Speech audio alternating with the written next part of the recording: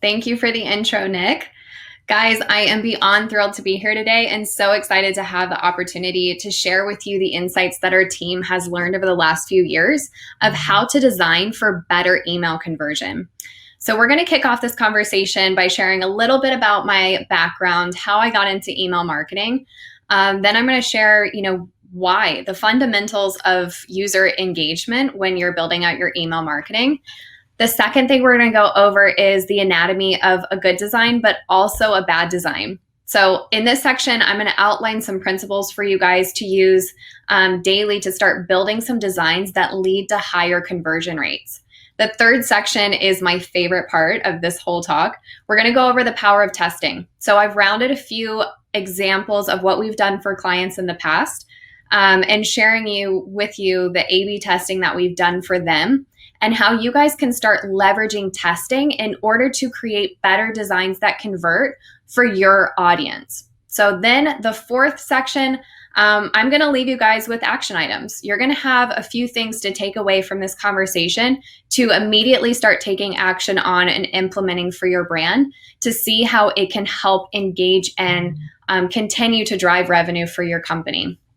So this is why we started this course in the first place. We were receiving questions from clients, from friends who aren't really sure where to begin with their email marketing, or maybe they just need help improving their numbers. So a common question that we received is, how should we even be designing for a higher email conversion? I think it's just an overarching question that, of course, gets distilled into smaller questions like, how long should my email be? What's the right CTA button to use? So there's a lot of nuances of this question, but we wanted to kind of round out the entire discussion in this overarching statement. Our agency receives it a lot, and we're working with brands that are generating anywhere from 1 to 50 million in revenue a year. So many of the brands that we're starting with, they're averaging their email attributed revenue at about 10% or less. And then after 2 months of working with our in-house marketing team, our designers, and our copywriters, they're getting anywhere from 20 to 30% email attributed revenue. And in some cases, we have clients at 50. So that's what I'm going to share with you today. Is I'm going to help you guys define how your team should be designing in order to receive higher conversion rates on your emails. Everyone's going to walk away with today knowing not only how to create those designs, but also how to communicate better user engagement to your team. And I think the user engagement portion is the most specific that we want to really dive into today. I know it's a buzzword in the industry right now, but rightfully so. It's a crucial element to getting someone to convert not just the first time, but to continue converting, because that's what's going to overall increase our revenue, right? Not just that first buy or that first incentive push, but how are we going to create brand loyalty and encourage someone to continue shopping with us past that first incentive? So an example of this that I love to bring up to clients as an aspirational brand would be Outdoor Voices. So I probably only buy from them once a year, whether I need, a new pair of leggings or tennis shoes, whatever it might be. It's about once a year. But I receive emails from them weekly and sometimes bi-weekly. I always, or for the most part, I wouldn't say always, but for the most part, I open up all their emails because I am already a loyal customer to their brand. I love their product. I love their branding. I love their messaging, but I don't go on their website every single time. I use their emails as a way to stay connected with the brand, where I might not go onto their Instagram account or their landing page for their website every day. But if a notification pops up in my inbox saying that Outdoor Voices has a new product launch or they have a new store that's opening, I want to stay engaged. I want to know what's happening with their brand because I'm already bought into the brand. So they do an incredible job at continuing that conversation with their audience.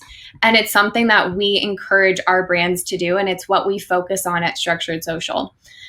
So before we dive into the anatomy of how you guys can start doing that and start engaging your audience, I want to dive into my experience so you guys understand a little bit more about where I'm coming from when I talk about user experience in email. So I started my career in 2015 at Yahoo. I was a digital designer there.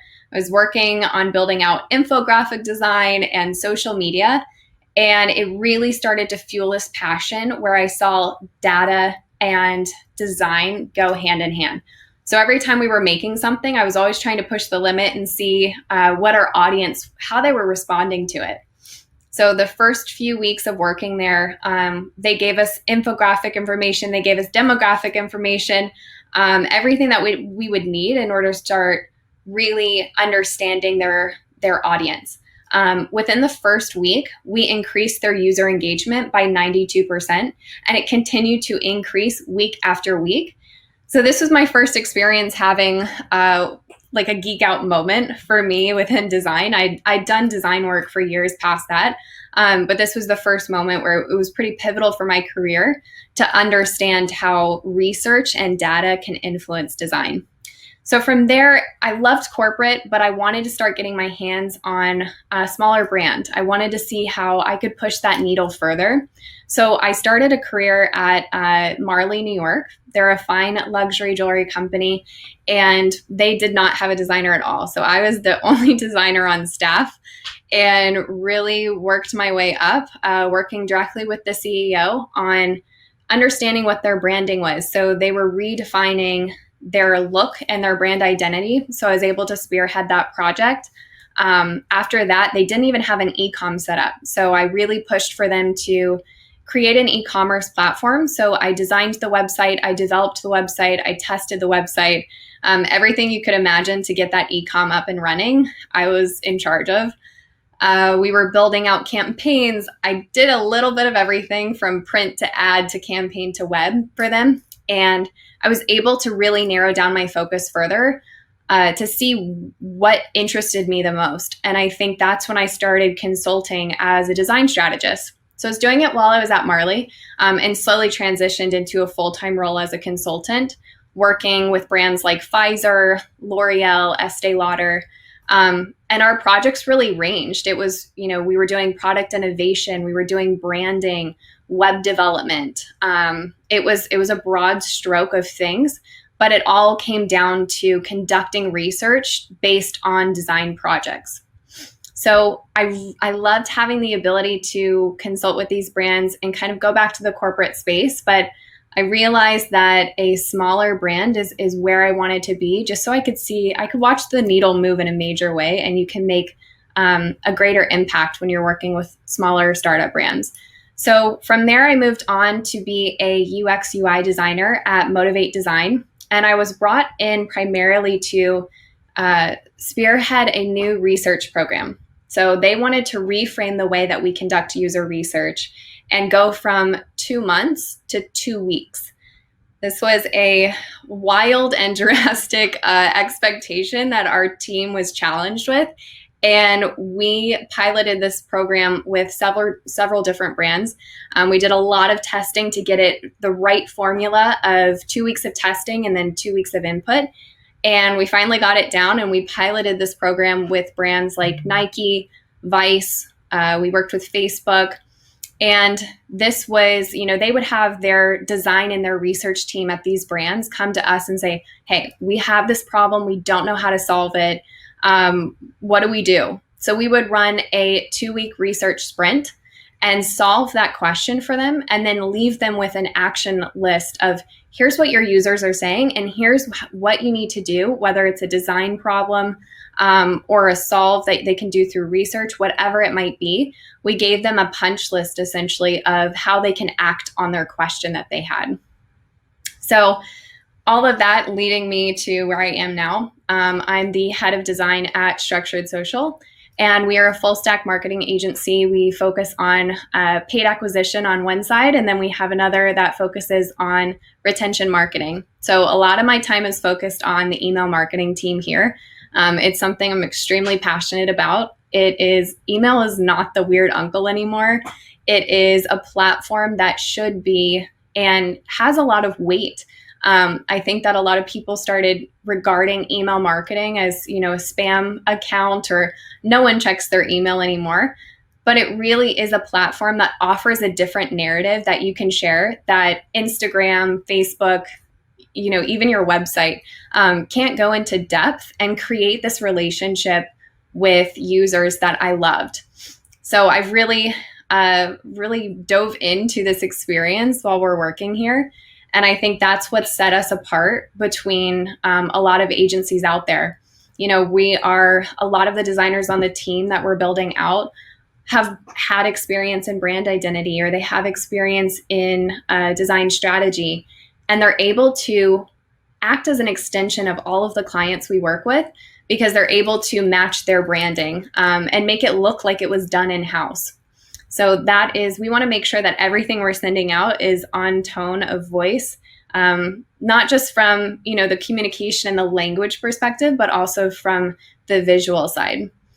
So that's what we do at Structured Social, and we're really passionate about it.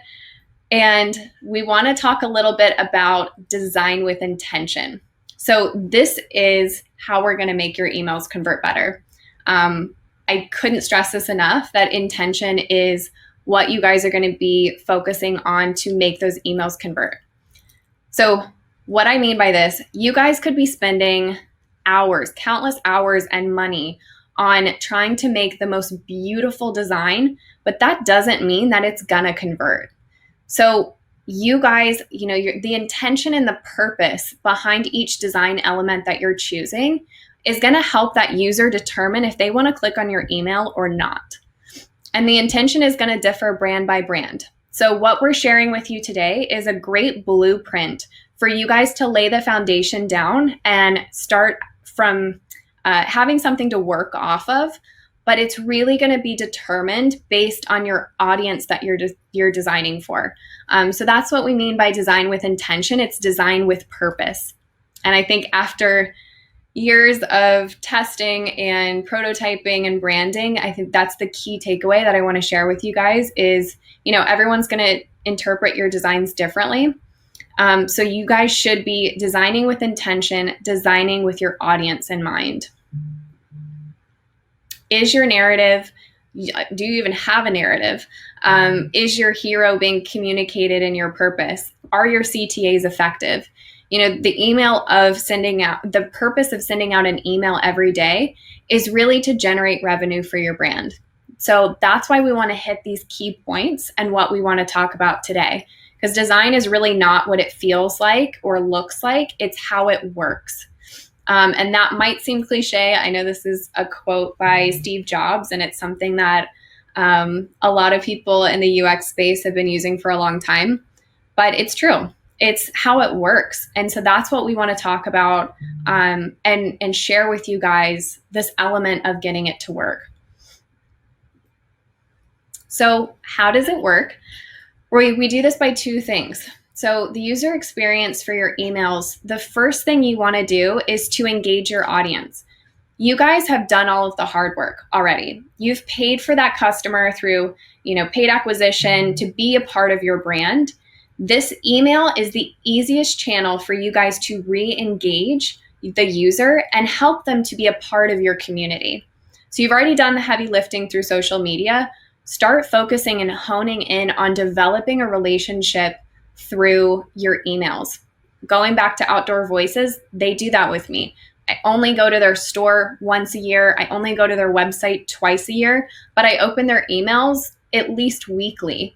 So they found a way to continue keeping the conversation going for me as a user.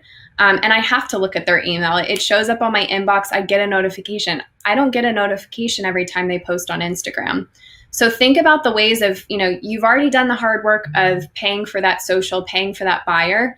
Now start working on your re-engagement and let your user experience for email be the voice to build that relationship with them. But it kind of goes two ways. So you have, the first thing is your re-engagement is what you want to do. The second thing that we want to do is really build that brand loyalty. So a positive user experience for email is just another way of building that brand loyalty and extending their affinity for your brand. And what I mean by this, the more loyalty that you guys are going to be creating, consider this the more revenue you're generating. So you're creating a repeat buyer. If you're building that brand loyalty, they're going to continue to engage with your emails. They're going to continue to create loyal customers who click through to your website. That's what we're trying to do. Outdoor Voices does this great. Glossier is another brand that does an incredible job of this. So I might not have the plan to purchase from them soon, but if they send a really compelling email that is incentivizing me in some way, then I might click through to see what's new on the site. Those are the two principles that are the why, like why you guys should be focusing on user experience. And now I want to share with you guys the how. So we're going to dive into the anatomy of your email. What makes a good design a good design? Great question. Moreover, good design, what I mean by this is what makes a good design convert. So there was a study done by Microsoft a few years back that said the average attention span is 8 seconds for anyone. There's a new study that came out that said that this is decreasing by 88% every single year. So we're probably sitting at about 6% of an attention span. There's a lot of you have probably checked out of this presentation by now, but we have 6 seconds that we are focusing on to get someone's attention with an email. With that said, that's our hero section. So this is your hero section, is your 6-second opportunity to get someone to convert. They're opening your email. The first thing that they're going to do is look at that hero section that's above the fold.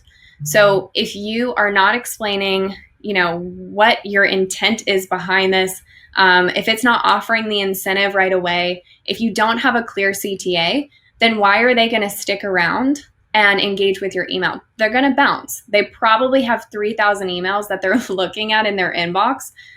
So make yours stand out, and you need to do that in your hero section. That's the very first part of your email. That's really what's going to determine who is going to click through on your website. I've broken this down into 5 different sections that I want to go over further. So the first thing that we have is your audience. The second is your narrative. So these kind of go hand in hand with one another, but I'm going to share with you guys a little bit more. I'll break the audience down into 3 different demographics. Your narrative is really your intention, your purpose, and the story that you're trying to share with your audience. The third thing is your hero section. So you're taking elements of everything from imagery, call to action, your audience, and you're putting it together in this main hero section. So I'll go over that and what it means to have a really great hero section. And then the fourth thing, we'll go over imagery and also our call to actions. So it's a lot, but consider this your checklist that you guys can refer to before you start a design and then even after you start a design.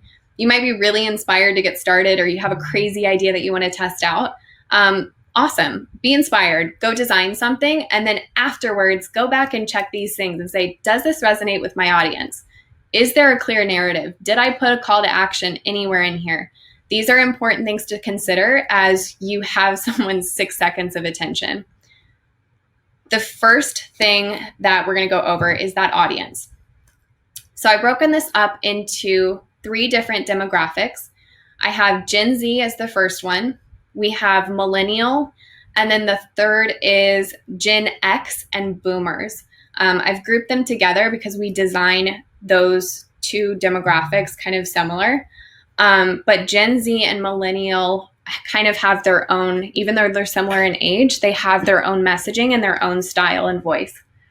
So with our Gen Z audience, I've included an example of Glossier here.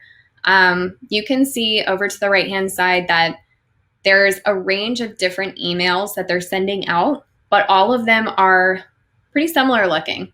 You have a very clear headline at the top, great photography that's engaging, but not overkill. It's not lifestyle. It's pretty simple and to the point and just featuring their products.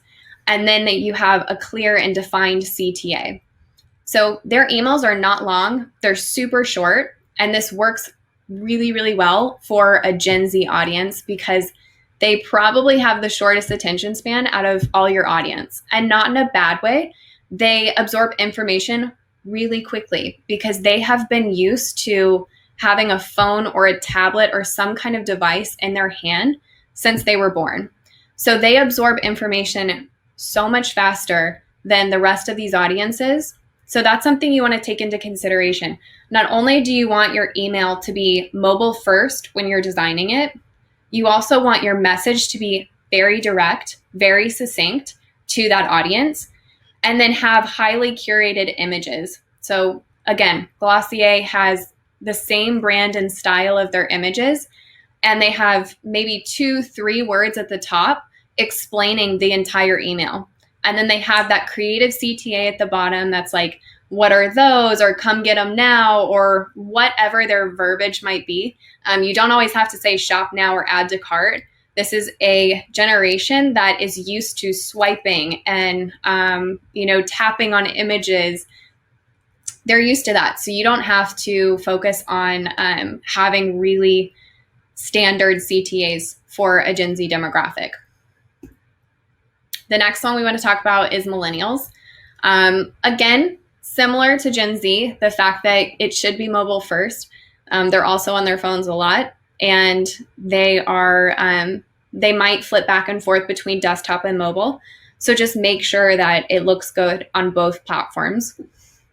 This demographic is a little different. They're a little bit more aspirational of a brand. So think about, not including just the product. You're just selling the product and this is it. Like on Glossier, it was the product. We're selling the product, but we're going to be cheeky about it.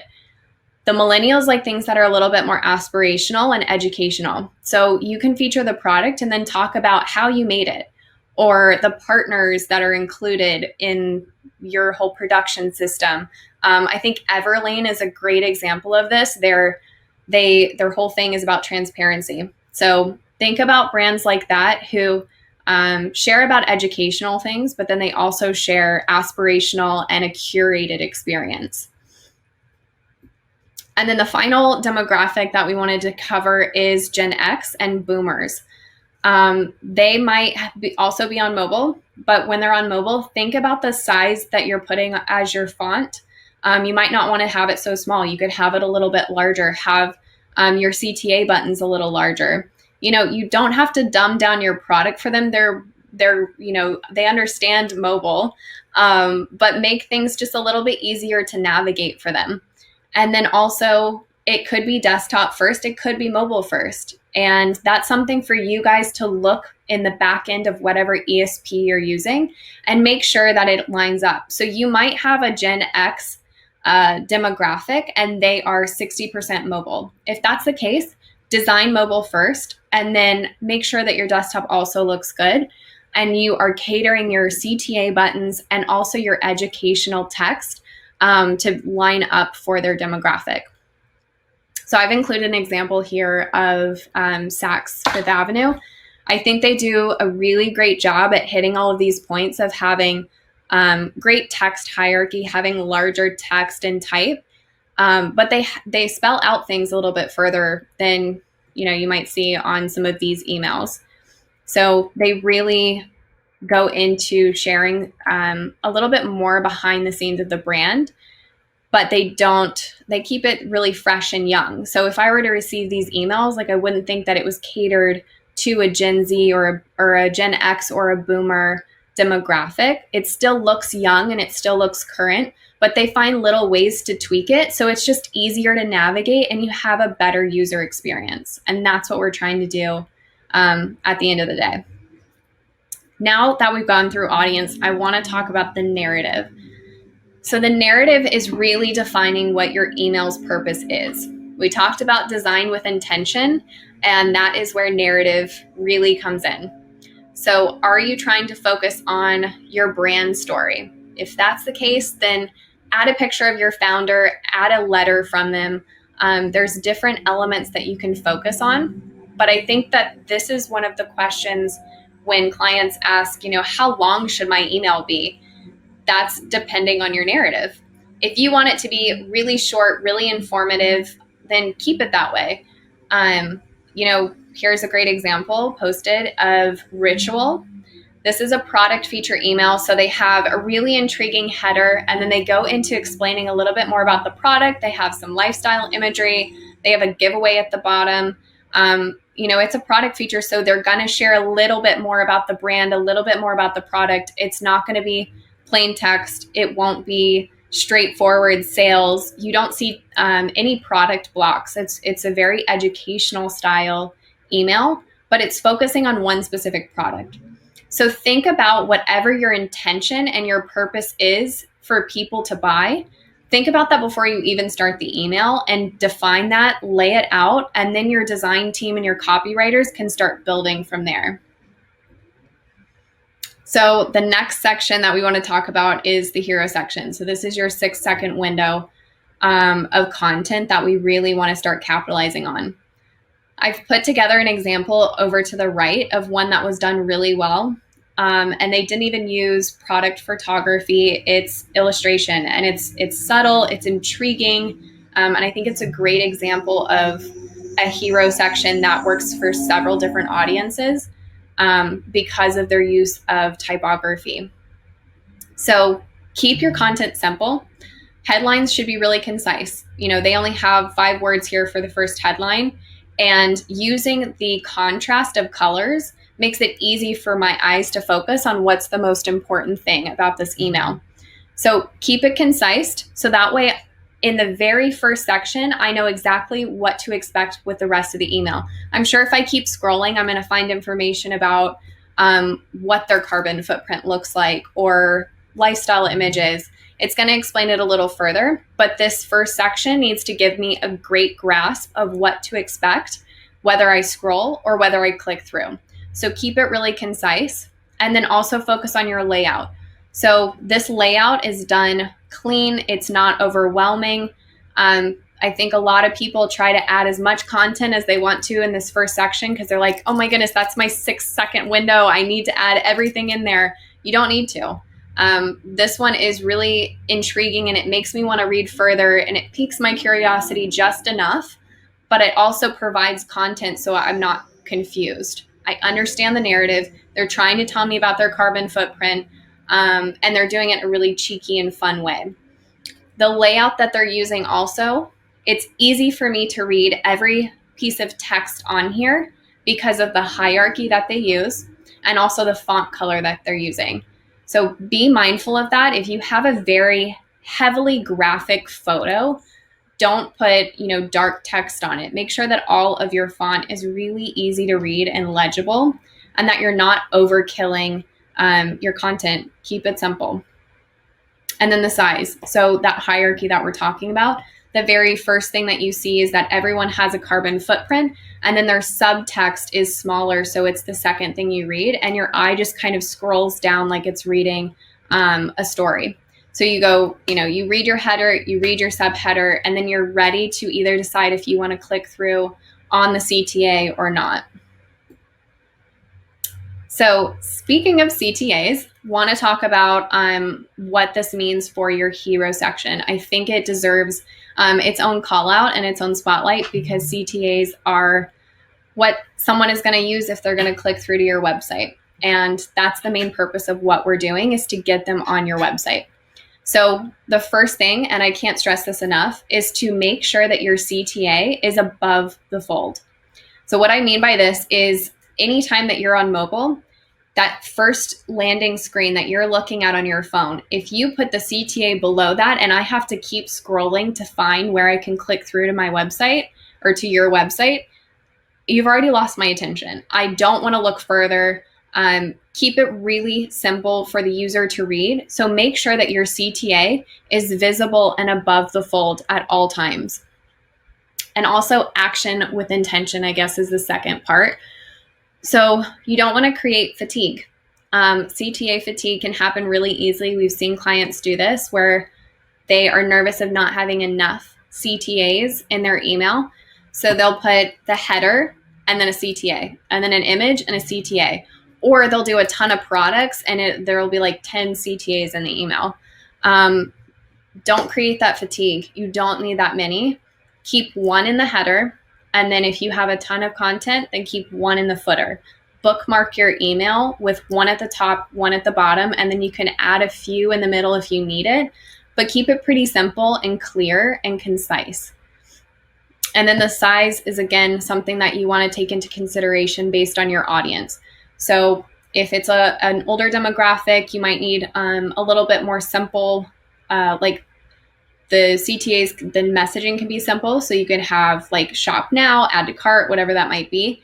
And then for a younger demographic, have swipe features. You could have gifts. You could have, get really playful with it because they're so used to swiping and all these different motions. So you can get kind of fun with the CTAs for a younger demographic, and then find that sweet spot to make it not too large, not too small. You don't want it to be overwhelming and hinder your design, but you don't want it so small that people are trying to search and find your CTA. So now I've kind of gone through the anatomy of an email. So you have your audience that you need to take into consideration. You have your narrative, you have your imagery, your CTAs, and then also you have just the hero section as a whole. Now I want to show you guys what it looks like pieced together so you can get an understanding of what a really great email looks like. I've taken the one from Ritual that I showed earlier, and I think they do an incredible job of just showcasing one single product. You don't even see a product block on here, but I'm so compelled to buy because they're telling a narrative. They have a great story behind it. And it's really easy for me to follow the message that they're putting across. So I've broken up this into two different pieces. I have the essentials that you want to include, and then we have some texture pieces that I'll get into later. So the first part of essentials is brand recognition. They did a great job of having a consistent header across all their emails. So they only have their logo as white or navy. If you look at any of their emails, it's just consistent. I know in this first hero section, it's their branding, it's their typography, their buttons don't change. So I know what I'm expecting, and it's really easy to identify Ritual's branding. The second thing is they're piquing my interest. This first going steady header is very cheeky, and it makes me want to understand, like, what does going steady mean for Ritual? What is it about their product? I want to know more, and I want to get Ritual. So they did a great job of intriguing that audience. And again, you don't have to add everything to the top of your header. Pique that interest, get them curious, and then you have the opportunity after that to explain yourself further. So that's what they did right after the hero section. They moved under that and they started explaining themselves a little bit further about their product and about their lifestyle and why you need to be going steady with Ritual. The final piece that they added was they finished strong with a really great CTA at the bottom. So they bookmarked it. They started off, great header, CTA included. They explained themselves. They had some texture pieces, and then they come down under and they just finish out the email with a CTA. The reason that I recommend doing this, they didn't create fatigue with CTAs. It was more of an educational, like lifestyle product email. And so I was able to scroll through and read in my leisure. But then once I got to the very bottom, if you have a user that's that engaged and they're going to get to the very bottom of your email, you need to put a CTA there so they don't have to scroll all the way up to your website or all the way up to the beginning of the email. You want to make it as easy as possible to get them to your website. So, they could read at the bottom and then it's like, oh, great, there's a giveaway, no CTA. And then you leave or something distracts you or whatever it might be. You want to make sure that you bookend it with something. There's those texture pieces that I was talking about. So this is after the hero and the main intro of text. This is really an opportunity for you guys to think about how you want to add a little bit more context to your emails if you need it. Now, granted, they could have sent this email out. They could have turned this into 2 emails if they wanted to. And that's dependent on your brand. It depends on your messaging and your tone of voice. They could have taken this section, that's the texture section, and turned that into an email itself. And that could have been its own. And then they could have taken it out of this email and had just the hero, body text, and a CTA. And that could have been an email. But they included it, and I think it's a smart decision because it looks like it's a product launch email. So they included a little bit more lifestyle imagery. This would be a great opportunity to do testimonials. So add some social proof to your brand and why someone should invest in this. So those are just some opportunities that you guys can look at and see if there's room for opportunity to add to your emails, or even, like I said, break emails up. If you start making your emails really long, see if there's an opportunity to turn it into 2 emails instead of making it 1 long email. So there's a few more emails that they created, and I wanted to show you guys what they look like when they're all lined up so you can understand why I was mentioning that brand recognition piece at the beginning. Every single email here, it's very different. They have product photography, they have doctor's visits, like when should we be starting to use your product. They have, it looks like a shipment email here. So there's several different purposes and intents behind these emails, but all of them look highly branded. I know that when I open a Ritual email, I'm going to be hit with something very similar to this. It's easy for me to read. It's beautiful to look at. And I'm just further bought into their brand. I want to know every time they send something, I get excited because I want to know what they're up to or what they're sending out next. So I think they do a really great job at brand recognition, but also the hierarchy of their emails is really, really solid. So if you guys don't already subscribe to their newsletter, I very much recommend it. Another brand who does this well is Casper. So they have a unique email newsletter. You can see that not many of these, so they have the dog bed there, but the other 2 don't even feature the beds themselves.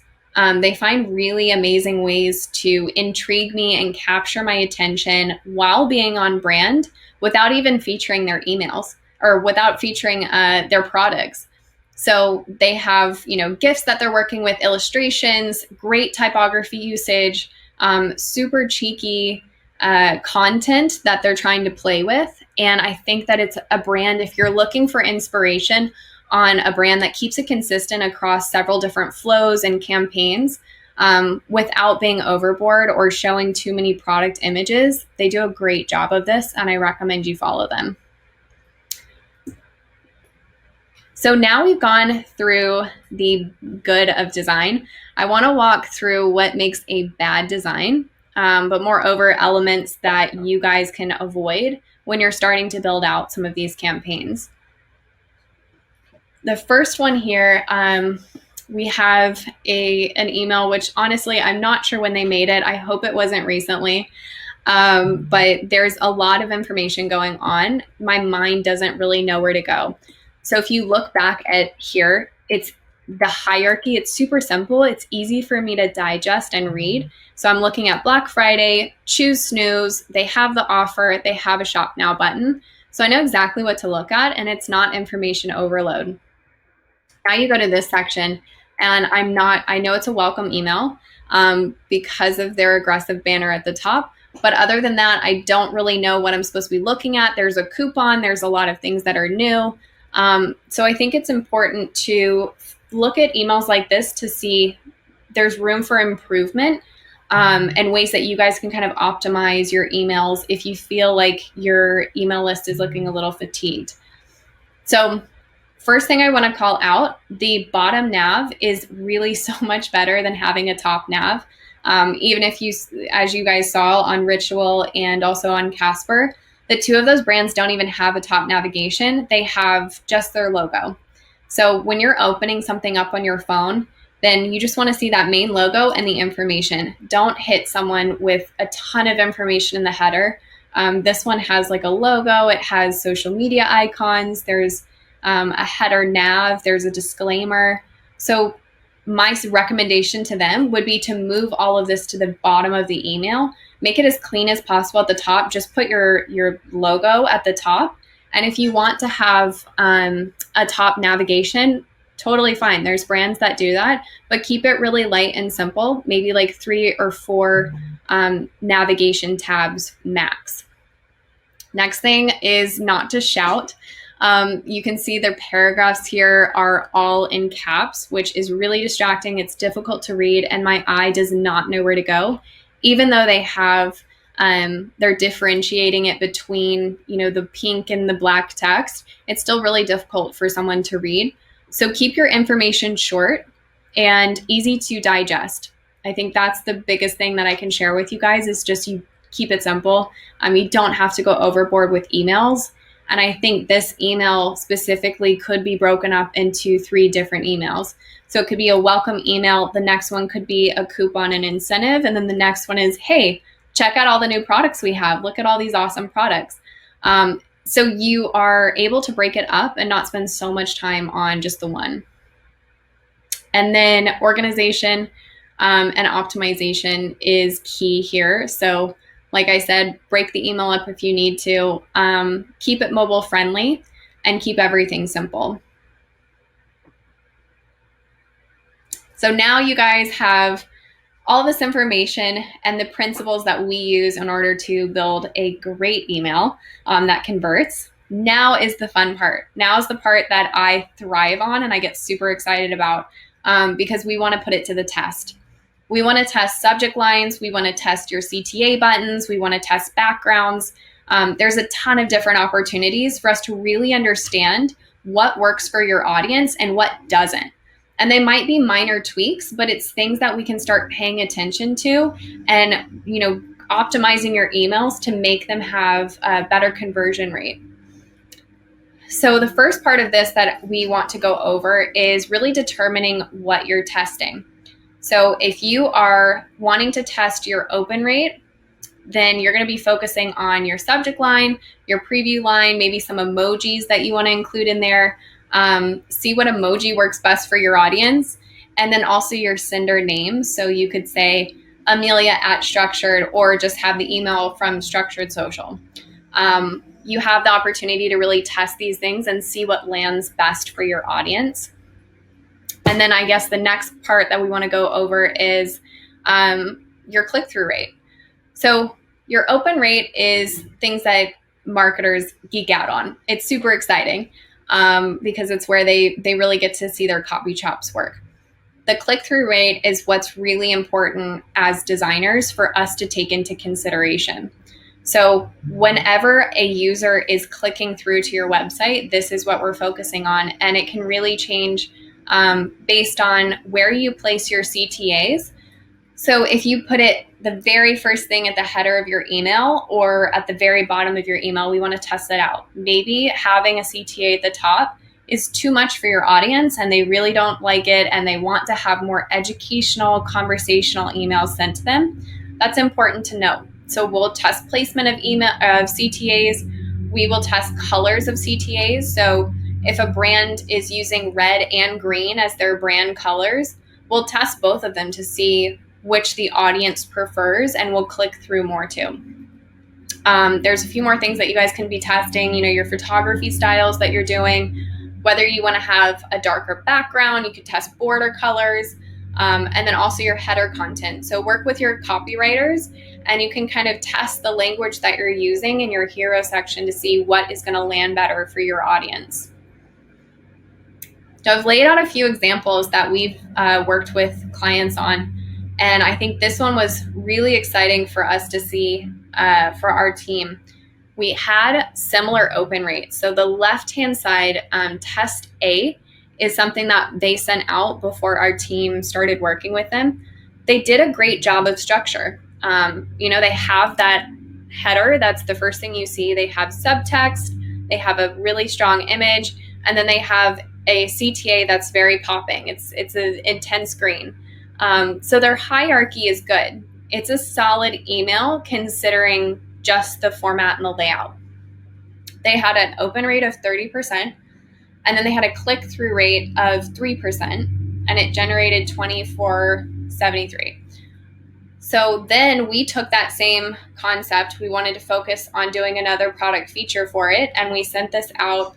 It had the very similar open rate, 31.5%. The click-through rate was 7%. So it jumped from 3 to 7, which is major. And then our revenue that we drove for it was 7,400. So this is a great example to share with you guys that we took the same product, we took the same brand, and we just updated it, made it a little bit more current and easier for someone to navigate and read. We included a custom text field. So anytime someone received the email, it says, hey, first name. And then we started sharing a little bit more about the product and why we were featuring the product. And then we used complementary colors of orange and blue in order to enhance the email a little bit further. So this was a really awesome one to test and play with and to see how design can really impact the revenue that you guys are doing. The next one that we're focusing on, this was a hero section that we tested. The rest of the email was the same. We had the exact same subject lines, the same preview text. The rest of the email was the same. So we wanted to see if lifestyle imagery or text imagery, like a GIF, would be better for this audience. So our open rate was pretty close to the same thing for both of them. And then our click-through rate for the lifestyle imagery on test A was 1.2%. And then the click-through rate for the GIF was 2.1%. So almost a full percent higher. And it's not a major change. It's not 3 to 7%. But even 1 to 2% is a significant enough jump for us to realize, okay, this audience really likes having this animated feature and they like the GIF style hero.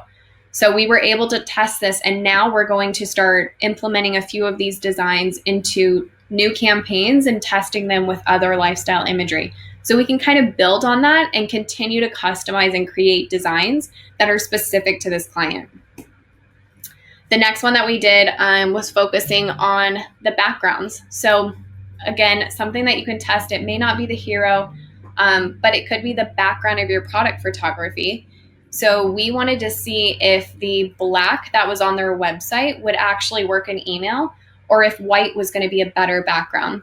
So again, open rates are the same. We used everything the same. The only thing we changed was we inverted the background. And so the click-through rate for test A was 1.9%, and the test for B was 2.4%. Again, not a lot, but enough to where we're like, okay, let's continue working with B, and we'll work with a white background. And then as we start seeing other elements, maybe we can incorporate black later on and test it again. So we'll always revisit and continue testing to make sure that we're sending out something that is going to convert best for this audience.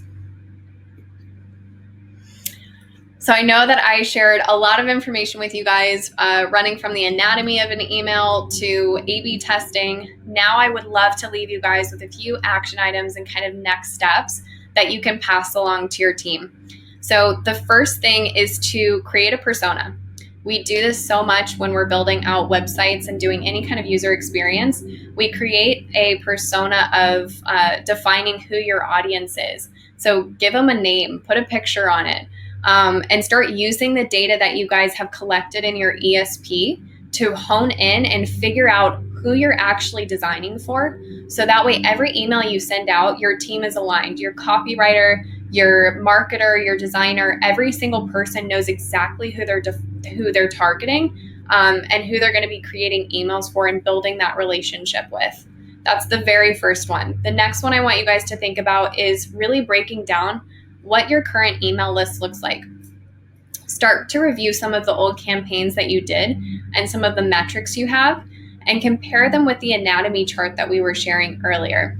So do you have a clear CTA? Do you have a hero section that makes sense? Does your branding look the same across all emails? Start to really dissect the emails that you're doing right now and make a plan of action for how you can start improving them and changing them based on the anatomy that we shared earlier. The next one that I will leave you guys with is really seek opportunities to re-engage your audience. So if you're noticing that your open rates and your click-through rates are starting to look a little fatigued, then it might be time to change your narrative. Show them a little bit behind your brand. Maybe don't push product so much, and give them a taste to a behind the scenes of what your brand's up to. What is your team's working life like now in COVID? There's different ways that you guys can kind of change the narrative for the emails that you're sending out to re-engage the community and not be so strong on pushing product, but to create a dialogue with that team. And then the fourth thing that we're going to do is optimize. So update your emails, make sure that they're working on mobile. Mobile first for sure is, we can't stress that enough. And then also in dark mode. That's another thing that is now a challenge to a lot of marketers, but dark mode is a thing and it's live and well. So make sure that all of the emails you're sending out are optimized for not just mobile, but also dark mode. And that is all that we have today of how you guys can start taking actions and next steps to make your emails convert better through design. I'm really excited to connect with all of you guys. If you have any questions, I'd love to chat further. So feel free to reach out to me at my email listed here, or we can connect on Instagram. Thanks, guys.